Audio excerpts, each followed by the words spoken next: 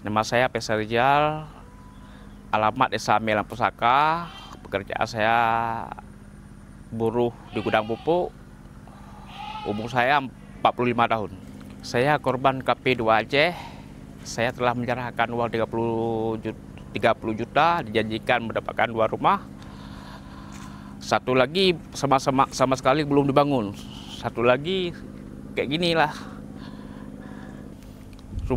Rumah dasar saya sudah disuruh bongkar, jadikan dibikin rumah baru. Dia buru-buru minta saya membongkar rumah lama dengan ukuran 4x6. Biaya bongkar rumah 4x6 sebesar 500.000. Nilai material yang saya bongkar itu senilai 20 juta. Rumah satu lagi belum dibangun sama sekali, saya total rugi 15 juta.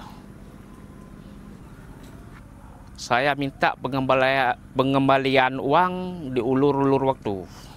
Saya berharap tidak ada korban lainnya seperti saya ini.